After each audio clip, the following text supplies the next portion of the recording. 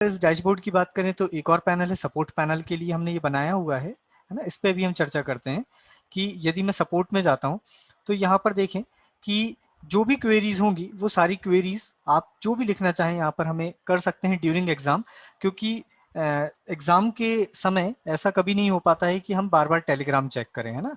और बार बार अगर आप अपनी स्क्रीन स्विच करेंगे तो आपको एक बड़ी प्रॉब्लम फेस करनी होगी, वो ये है कि वो वार्निंग जनरेट करेगा, वार्निंग काउंट्स होगी।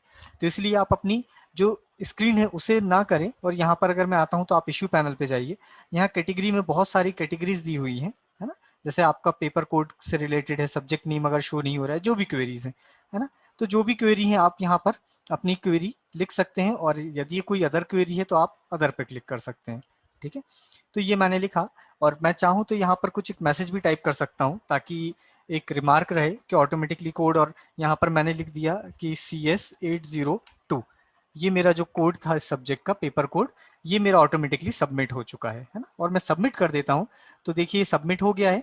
और ये अभी आपका जो इश्यू है वो पेंडिंग है ना। ऑटोमेटिकली आपको एक रिप्लाई आ चुका है ऑटो जनरेटेड। और जैसे ही सपोर्ट से जो भी क्वेरी सॉल्व कर लेंगे आपकी प्रॉब्लम, तो यहाँ पर आपको यहाँ पर एक चेन ट्री फॉर्मेट में आपको रिप्लाईज आपको दिखने लगेंगे, है ना। तो जो भी प्रॉब्लम होगी वो आप यहाँ पर आप और कर सकते हैं इसमें क्वेरी, है ना।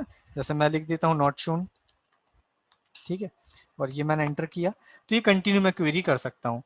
आपको एक चीज याद रखनी होगी, आप हमेशा ध्यान रखिएगा कि आप जब भी क्वेरी करें तो कंटिन्यू 10 क्वेरी ना करें, है ना। क्योंकि 2 घंटे का एग्जाम है, तो आप ये समझिएगा कि 2 घंटे में जब अगर आप पैनिक होके कंटिन्यू अलग अलग नई नई क्वेरी करेंगे, है ना, फॉर एग्जाम्पल आप फिर से नई क्वेरी कर देते हैं, ये सबमिट फिर आपने किया, तो आपकी 2 क्वेरी जनरेट हो चुकी हैं हमारे पास, है ना। तो ये बहुत प्रॉब्लम हो जाती है कभी कभी ट्रैक करना, है ना। तो इसलिए जो भी क्वेरी हो आप एक ट्री फॉर्मेट में ही उसे एक एग्जाम के लिए एक ट्री को ही फॉलो करें।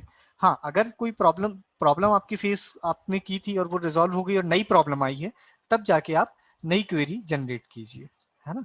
तब जाके आप कीजिएगा, डायरेक्टली ना करें, ये ध्यान रखिएगा।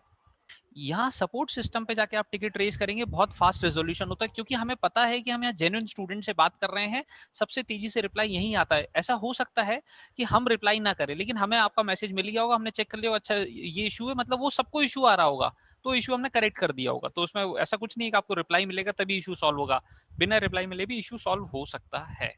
ठीक है।